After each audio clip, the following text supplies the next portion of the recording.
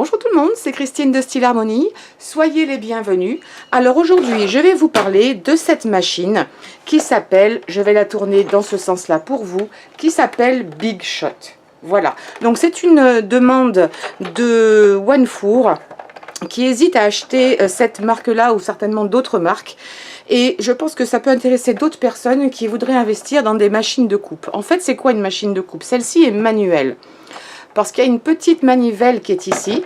Alors la manivelle est cassée, tout simplement parce que lors d'un déménagement, ils ont été un petit peu forts. Et ils m'ont cassé la manette. Il y a une petite manivelle supplémentaire ici. En fait, le manche qui permet de tourner.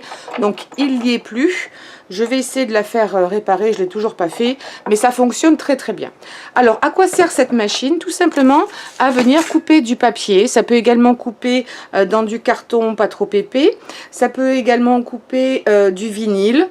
Et dans certains cas également de la mousse. La mousse, ça se coupe très très bien. Et c'est pour faire des cartes ou des embellissements dans le scrapbooking. Donc ça, c'est du papier que j'ai découpé grâce à un dies. Donc on utilise pour ces découpes des dies qui se présentent sous différentes façons. Celui-ci est un dies métallique qui est très très fin. Et ce que vous ne voyez sans doute pas, c'est qu'il y a bon, il vaut mieux que j'utilise sur le noir, de toutes petites lames ici qui en fait ne vont pas vous couper le doigt. Mais ici, partout autour, là, vous avez en fait la partie métallique qui est surélevée et qui va venir couper le papier ou votre support en question. Alors, pourquoi je vous parle de cette machine? Parce que c'est celle que je vous recommande si vous ne savez pas quoi acheter. Il y en a de différentes marques. Sachez que je ne suis pas du tout sponsorisée par Big Shot. Enfin, c'est pas la marque. Big Shot, c'est juste le nom de cette machine. Cette machine est faite par Sizzix, qui est un très grand constructeur à la fois de machines mais aussi de dies. Alors désolé si j'utilise le terme en anglais, mais même sur les sites français vous trouverez le nom de dies, qui sont ni plus ni moins que des emporte-pièces, des coupes papier qui viennent sous plusieurs formes. Mais je reviendrai là-dessus.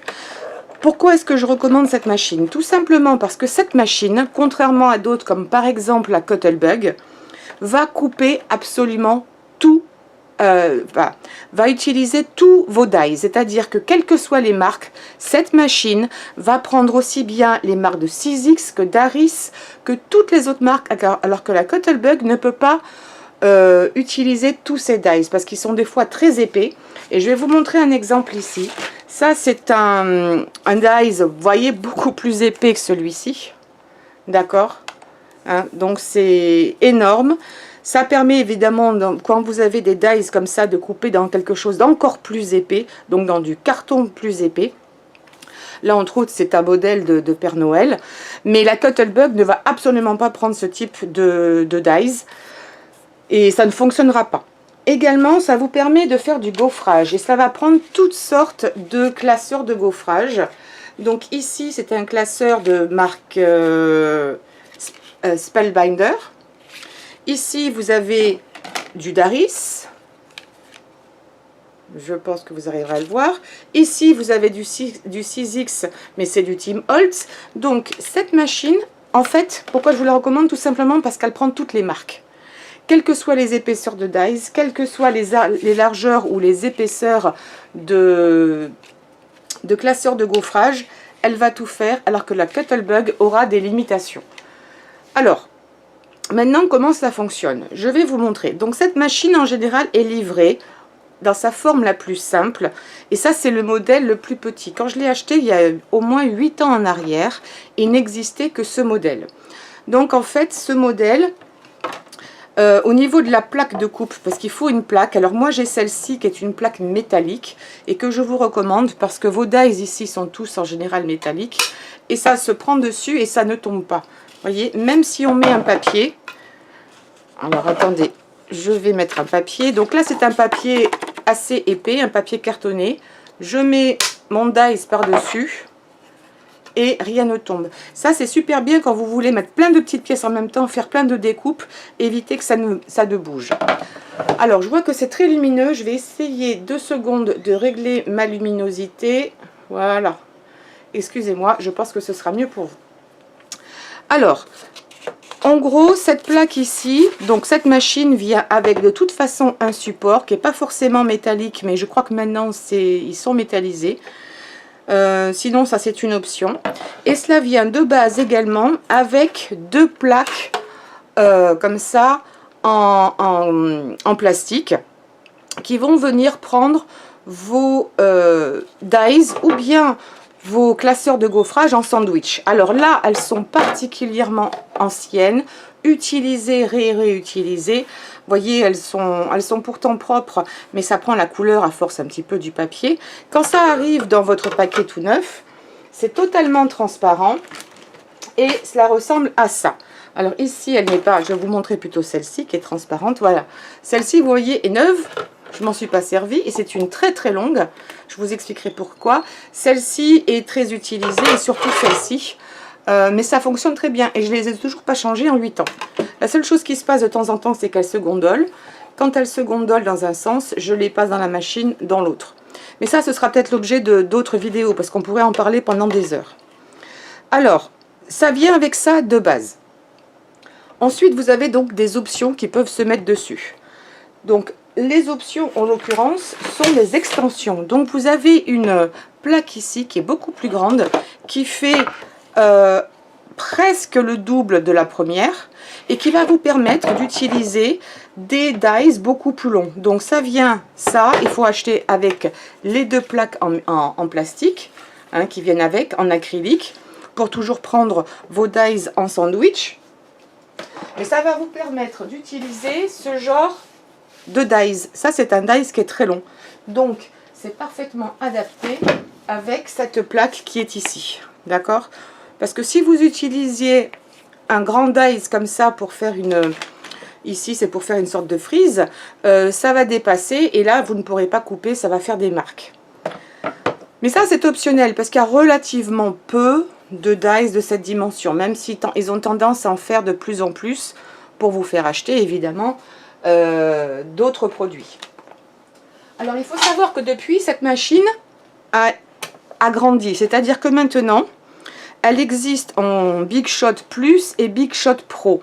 Donc, elles sont beaucoup plus larges. Et ils vont sortir, pour l'instant, il n'y en a pas beaucoup, mais ils vont sortir des dies qui seront beaucoup plus grands et des classeurs de gaufrage qui feront un format A4. Parce que là, ça ne fait pas un format A4. Ça, c'est une demi A4. Mais c'est la taille parfaite, en ceci dit, pour des cartes. Hein. Donc, bon, on peut toujours prendre plus grand, mais ça fait environ un quart de feuille A4. Mais quand on fait des cartes, c'est parfait. Il n'y en a pas besoin de plus. Ça, c'est tellement grand qu'il faudrait recouper, par exemple. D'accord? Parce que pour une carte, c'est vraiment immense. Mais ceci dit, ça peut être sympa. On peut faire des cartes hors normes. Alors, à chaque fois que vos machines, quand elles sont plus grandes, il faut savoir qu'évidemment, elles coûtent beaucoup plus d'argent. Et aussi, vous avez des Big Shot, les nouvelles qui sortent et qui sont électriques. C'est-à-dire qu'en fait, au lieu de tourner la manivelle, comme je vais vous montrer, vous appuyez sur un bouton et ça fait passer votre planche ici automatiquement avec un aller ou éventuellement un retour. Oh, forcément, ça aussi, ça va vous coûter plus cher. Celle-ci revient environ à une centaine d'euros en fonction des sites. Pour l'instant, j'ai trouvé que sur Amazon, c'était la moins chère. Mais après, des fois, c'est vendu avec un petit classeur de gaufrage ou un petit dies avec. Ça fait augmenter aussi le prix. Hein. Alors maintenant, comment on s'en sert? Alors, j'ai ma plaque ici qui est là en permanence. Ensuite, je vais utiliser, et je vous conseille de faire ça, quand vous avez vos deux plaques en acrylique, comme ça, toujours la même, ça va davantage protéger sa vie finalement, de toujours mettre la même en bas, c'est-à-dire la partie où vous allez couper. En général, on met toujours le dies qui va couper le papier vers le bas. Je vous explique, ça peut paraître un petit peu confus. Je prends une feuille de papier et on peut le faire, on peut mettre plusieurs feuilles de papier en même temps si on veut faire plusieurs cartes ou plusieurs embellissements. On n'est pas toujours obligé de le faire un par un. On peut aller jusqu'à 3-4 dies, 3-4 feuilles de papier. Si vous utilisez quelque chose d'épais comme ça, vous pourriez facilement monter jusqu'à plus. Tout dépend de votre papier à la base. Alors je repars, ça devient très lumineux dans la pièce, je suis désolée. Hop, j'essaie de bien faire pour vous. Voilà. Alors, je mets ici ma plaque qui, elle, est quasiment en permanence là. Sauf Les seules fois où je l'enlève, c'est quand je vais utiliser un dies très épais comme ça. Sinon, dans la plupart des cas, je mets ma plaque ici. Je mets ensuite une plaque acrylique. Je viens ensuite mettre une feuille de papier, la couleur de votre choix en fonction de ce que vous voulez faire. Vous mettez ensuite, donc tout ça c'est parfaitement à la taille.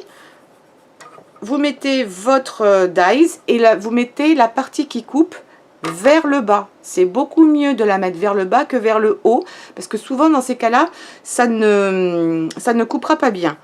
Vous la placez, comme c'est aimanté, ça ne bouge plus.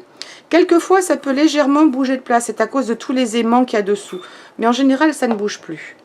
Ensuite, donc là, vous pourriez en mettre d'autres, hein, de dies que vous pourriez utiliser et couper en même temps.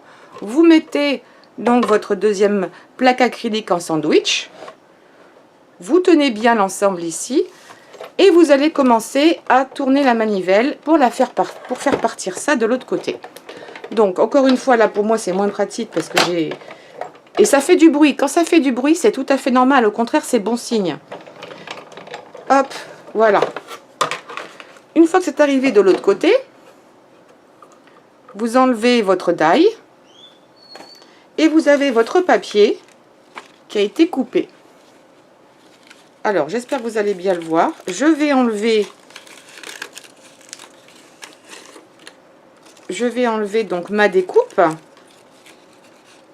ici. Et après, vous avez tous ces petits morceaux, tous ces petits détails que vous avez ici. Alors, ça, c'est une option, mais que moi, j'ai acheté. C'est un petit outil que je trouve super pratique. Vous avez une petite mousse ici. Et vous avez surtout cet outil-là. C'est une sorte de petite brosse. Avec la brosse à dents, ça marche moins bien. Mais quand il y a beaucoup de petites découpes comme ça, je viens faire ça. Hop. C'est bien pratique, ça évite de le faire à la main.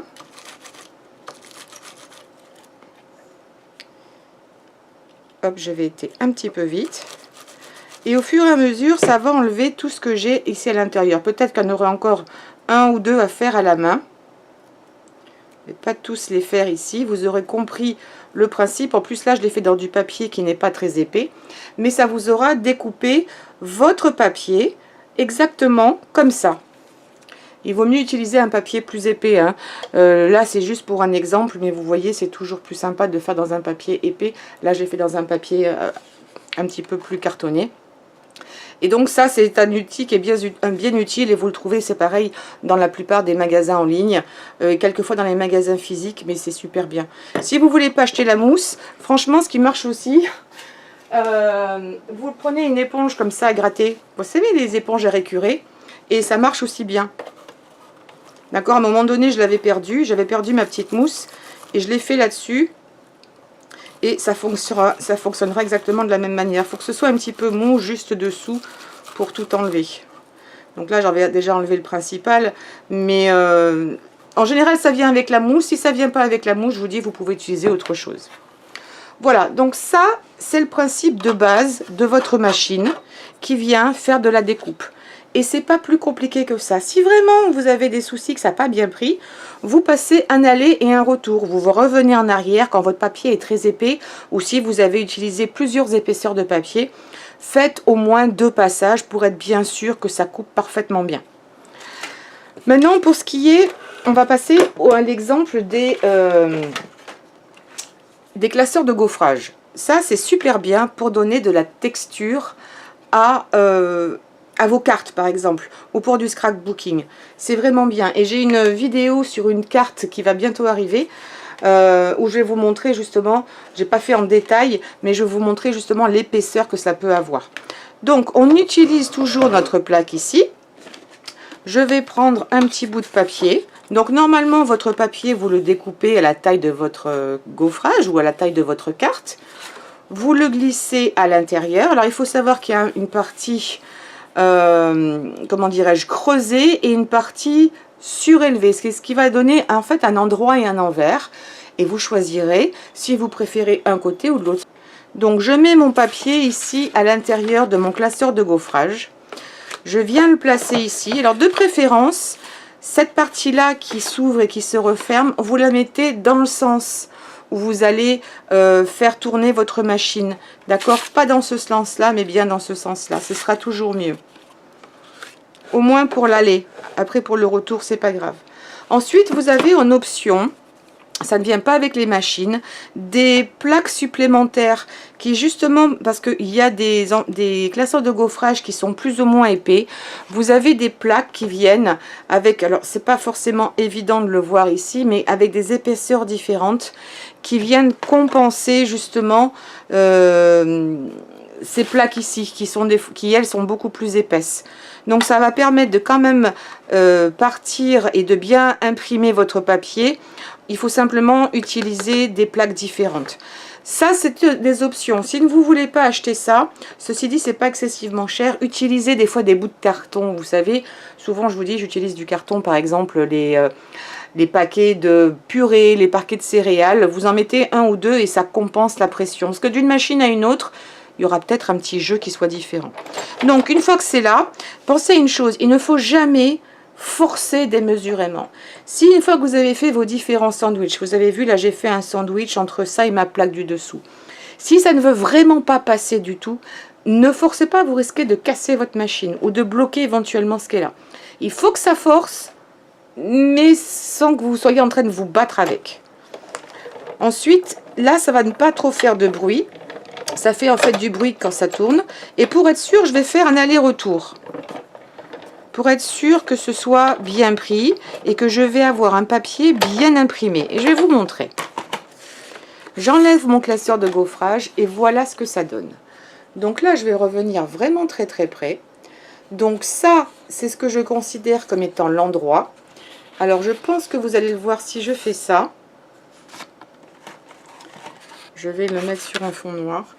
Normalement, vous devriez voir, voilà, ici, vous voyez que vous avez les petits points qui sont en relief. C'est ça un classeur de gaufrage. Ça quand vous passez la main, vous avez du relief et beaucoup de relief. Surtout si votre papier est épais. Il ne faut pas prendre un papier trop fin parce que sinon le relief sera moins important.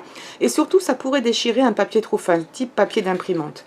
Donc ça, c'est la partie que j'appelle endroit où vous avez les reliefs vers le haut, vers vous. Et ça, c'est la partie envers. Donc là, en fait, les trous que vous aviez en relief, et bien là, les trous sont enfoncés dans votre papier. D'accord?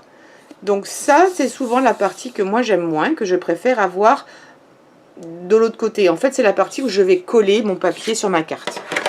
D'accord? Donc vous en avez toutes sortes des classeurs de gaufrage. Là, c'est des petits pois. Mais par exemple ici, vous allez avoir, je vais vous l'ouvrir pour mieux vous montrer dans ce sens-là. Vous allez avoir par exemple des horloges, vous allez avoir des dessins, vous allez avoir des cœurs, vous allez avoir toutes sortes de choses. Il en existe une quantité industrielle. Est-ce que j'en ai d'autres ici? Je crois que vous l'avez montré tout à l'heure. Mon autre exemple. Oui, alors vous avez celui-ci qui est bien plus grand. J'ai tellement de lumière que je ne sais pas si vous allez le voir. Voilà. Vous voyez, avec d'autres motifs. Ici, il y a une espèce de plaque encore par-dessus. Donc, il en existe une quantité industrielle et ça vous permet de décorer, de donner du relief, un effet de 3D à vos cartes. Alors, qu'est-ce que je peux vous expliquer de plus? Oui, combien ça... Donc, je vous ai expliqué le prix. Les dies maintenant, parce que c'est quand même un investissement. Un dice tout simple comme ça, vendu dans le commerce normalement, ça peut monter, et encore celui-là il est très détaillé, donc celui-ci va coûter un peu plus cher. Mais ça peut coûter facilement, au bas mot, je pense qu'en général le prix le moins cher c'est souvent dans les 5 €. Mais ça peut monter à 30, à 25, à 10, à 15. Par exemple ici j'en ai plein, ça fait des tags, j'en ai 1, 2, 3, 4, 5, 6, 7, 8. Celui-ci vaut facilement dans les 25 €. Bah, après une fois que vous les avez, normalement, il vous dure à vie. Ça, c'est une autre marque. C'est une marque que j'ai trouvée aux États-Unis, mais peu importe. Si c'est de la bonne qualité, vous ne devriez pas en acheter d'autres, en tout cas identiques. Donc ça, c'est du Spellbinder, comme je vous ai dit. Vous voyez, ça c'est une marque qui est totalement indépendante et je les prends très bien. Vous en avez d'autres ici de Spellbinder qui est encore une autre couleur, mais c'est exactement le même style. Ils sont aussi très très fins. Et ça vous fait des espèces de cadres. Vous voyez comme ils sont tout fins? Et peut-être que là, vous allez peut-être mieux voir cette ligne. Voilà, c'est ici que ça coupe. Vous voyez, c'est cette ligne du milieu. Ceci dit, quand vous passez le doigt, ça ne vous coupera pas. Mais par contre, ça coupe très très bien le papier. Donc c'est un investissement. Parce qu'une fois que vous avez acheté la machine, eh bien, il faut acheter les dies. Et vous êtes... Je dirais, à chaque fois, vous allez envie d'en acheter toujours plus. Vous allez avoir un dice de fleurs, un dice de papillon. Donc, réfléchissez à ce que vous allez acheter, que vous puissiez surtout les réutiliser souvent. Il faut penser à ça. Si vous achetez un die, il faut que ce ne soit pas uniquement un coup de cœur. C'est est-ce que je vais m'en servir souvent? Il y a des incontournables. Les fleurs, en général, on s'en sert et on s'en sert et on s'en sert. Il y a des produits qui vous n'allez peut-être vous servir que de façon saisonnière, comme le Père Noël, mais vous allez vous en servir quand même assez régulièrement. Moi j'ai beaucoup de fleurs, j'en ai des comme ça aussi, des très grands. Vous vous souvenez, j'ai utilisé des dies comme ça pour faire les petits paniers, et en fait ça vient avec d'autres petits dies également. Donc encore une fois, c'est un investissement, donc réfléchissez bien. Vous avez également des machines qui sont électroniques. Je ne vous parle pas de l'électrique là avec le petit bouton. Et qui vous permettent de faire plus de choses. Vous avez... on en parlera éventuellement une autre fois parce que je vais acheter une autre machine qui va me permettre de faire des coupes sur des modèles beaucoup plus grands. Ça, c'est un produit de 6X qui vous permet de faire des cartes en 3D. Donc là, vous avez un grand die qui vient comme ceci. Donc là, il y a plus de 22 pièces dans celui-ci. Et ce dice va encore fonctionner avec cette carte. Ça a été fait au départ pour que ça, avec cette base, pour que ça arrive juste pile poil. D'accord? Donc, ce type-là fonctionnera avec la petite plaque. Il n'y aura pas de souci. Ça sert à quoi? Je vais vous montrer rapidement. J'ai fait une carte. Et la vidéo d'ailleurs sur cette carte arrive, je suis désolée, j'ai été le chercher. La vidéo arrive et en fait ce type de dies là, il y en a d'autres, il y a toute une collection que 6X a sorti. Donc ça vous permet de prédécouper votre carte. Et ensuite vous avez une carte comme ça qui se met en 3D. D'accord, ça s'appelle une step-up. Elle se tient comme ça debout. Vous avez même la petite chose ici, le petit cliquet qui permet de mettre votre papier. Et donc ça vous découpe à la fois la carte, ça vous découpe cette partie-là, ça vous découpe également la partie ici que moi j'ai mis en orangé, et vert et jaune. Et ça vous découpe celui du milieu. Et il y a encore plein d'accessoires, que je vous disais, il y a plein de dies à l'intérieur que vous pouvez utiliser. Il y a aussi des petits mots. Il faut faire attention de ne pas perdre les éléments. Mais c'est pratique parce que ça vous aide à faire une carte en 2 coups de cuillère à peau. Si on devait faire le tracé à la main, bien sûr que c'est faisable, mais ça vous demanderait un peu plus de temps. Donc quand on fait des choses en série, ce genre de machine aussi est bien pratique. Voilà. Donc j'espère que cette vidéo aura été assez complète. Je voulais vous en parler parce que honnêtement, si vous devez en acheter qu'une, achetez plutôt ça, mieux que la Cuttlebug, parce qu'encore une fois, la Cuttlebug ne prendra pas toutes les marques et ne prendra pas toutes les épaisseurs. Si vous utilisez des dies comme ceci, qui coûtent aussi bien plus cher, la Cuttlebug, ça ne le prendra pas. Et vous avez des super modèles malgré tout là-dedans, parce que là, vous avez le petit bonhomme de neige, mais je vais vous en montrer d'autres. Alors, qu'est-ce que j'ai? Ah oui, puis j'ai ce genre de dies, j'avais oublié. Ça aussi, la Cuttlebug, je ne sais pas si elle le prendra. Mais là, vous avez des dies encore d'une autre catégorie, vous savez. Vous voyez, ils sont plus petits que ça, mais ils sont plus épais que ça. Donc ça, c'est du spécial Halloween. Reste repose en paix, les petits fantômes. J'avais fait une carte Halloween d'ailleurs avec ça. Je vous invite à aller voir quand ce sera Halloween. Voilà, donc là-dedans, vous avez plein de... Ici, on ne le voit peut-être pas très bien, mais vous avez des lames qui sont là-dedans. Alors là, par contre, n'allez pas poser vos doigts et d'appuyer fort parce que les lames sont assez importantes. Ce sont des vraies lames qui à l'intérieur. Et c'est pour ça que ça peut découper du carton assez épais. Mais ça va découper le chapeau, les cheveux, la tête, le fond, là, pour faire les yeux, etc. Le corps et le balai. Oui, le corps tout entier. Donc voilà, encore une fois, cette machine prendra tout, la Cuddlebug sera limitée.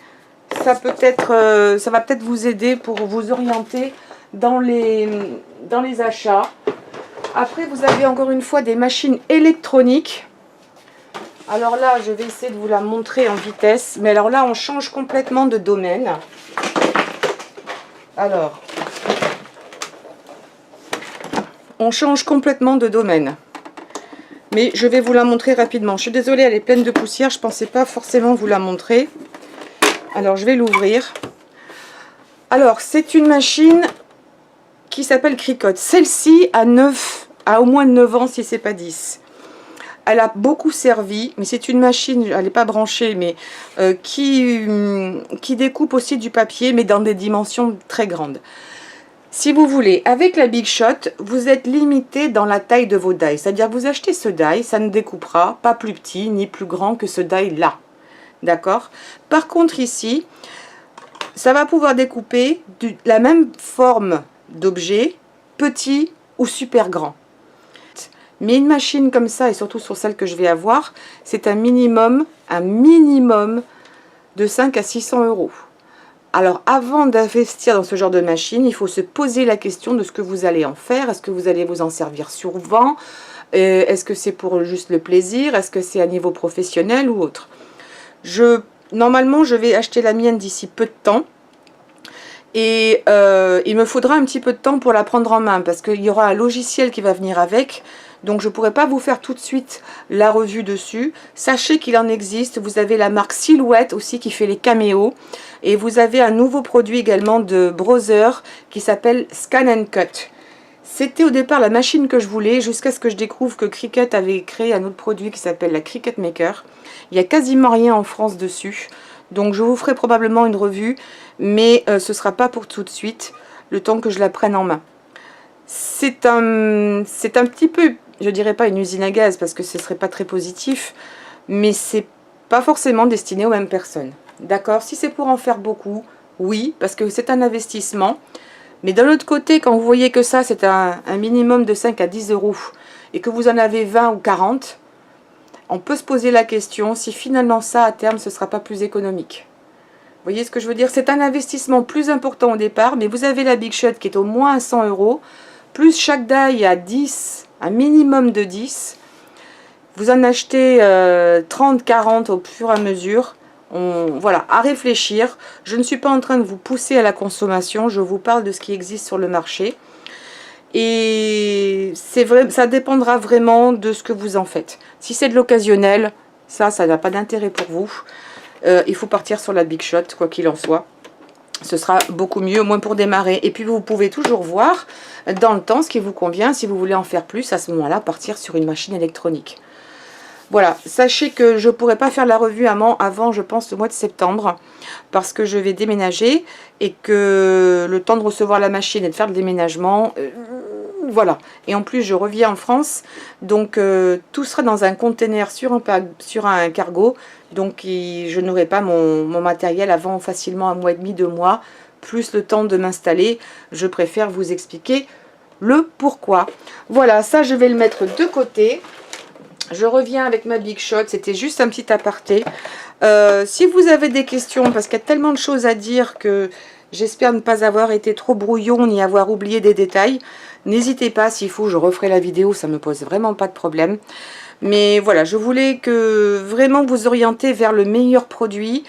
Et je vous dis, cette machine-là, normalement, elle va vous durer toute la vie, à moins de la faire tomber X fois. Une seule machine va durer très très très longtemps. Voilà. Les machines électroniques aussi, je vous dis, moi l'autre que je vous ai montré, ça fait 9 ans.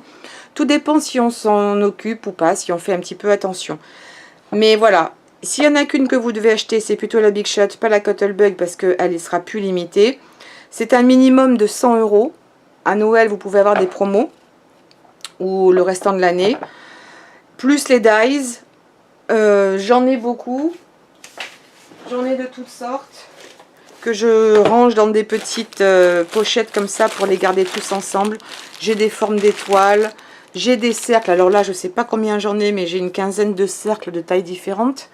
Il y a des incontournables à avoir. Avoir des cercles en die, c'est super important. C'est plus important à la limite d'avoir des étoiles. Vous avez toutes sortes de formes. Vous avez évidemment des ovales. Vous avez ce genre-là. Des ovales ici. C'est impressionnant ce que l'on peut avoir. Ce forme-là, un petit peu en guise de fenêtre. Je pourrais vous en montrer pendant des heures, tellement des carrés, bien entendu. Donc avoir plusieurs formes de carrés aussi, c'est important. Et puis il y a beaucoup de sociétés qui les fabriquent. C'est pour ça que la Big Shot, vous vous posez même pas la question, est-ce que ça va aller dans ma machine ou pas? Tout ira. Voilà, n'hésitez pas encore une fois. Cette fois-ci, j'ai fini. Laissez-moi vos questions ou vos commentaires. Je répondrai au mieux de mes capacités, comme d'habitude. Et puis, dites-moi ce que vous en pensez. Et si vous avez déjà acheté des machines électroniques comme l'autre, si ça vous intéresse que je vous fasse la vidéo, et bien dans ces cas-là, je la ferai. Et n'oubliez pas surtout de me laisser un pouce en l'air, de partager cette vidéo et de vous abonner si ce n'a pas été encore le cas et de cliquer sur la petite cloche. Quand on clique sur la cloche, vous recevez tout simplement un mail à chaque fois que je poste une nouvelle vidéo pour ne rien rater. Voilà, je vous fais de très très gros bisous et je vous dis à très bientôt. Ciao ciao.